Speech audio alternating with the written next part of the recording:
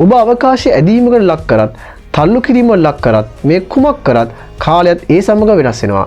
ඔන්න ඔය හේතුව නිසා තමයි අපි අවකාශ කාලය කියලා තනි වචනයක් අර්ථ දක්වන්නේ.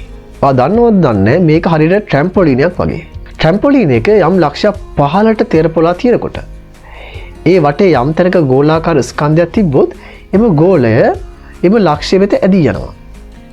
ඒ වගේ මෙහි නැමීම වැඩි වෙන්න මේ ගෝලයේ ගමන් කරන වේගෙත් වැඩි වෙනවා. අවකාශයේ නැමෙන නිසා කාලයත් වෙනස් වෙනවා. අන්න ඒකයි අපි අවකාශ කාලය කියලා තනි නමකින් හඳුන්වනවා කියලා කියන්නේ. නිර්මාණය වුණු අවකාශ කාලය එම ස්කන්ධයන් සහිත වස්තුන් වලට ගමන් කළ යුතු මාර්ගය නිර්මාණය කරනවා. සූර්යයා වටා මේ පෘථිවියේ ගමන් මාර්ගය නිර්මාණය වෙන්නේ මෙන්න මේ වගේ තමයි. සූර්යයා විසින් අවකාශ කාලයේ නැමීමක් නිර්මාණය කරාම ඒ නැමීම නිසා පෘථිවිය සූර්යයා වටා ගමන් කරනවා.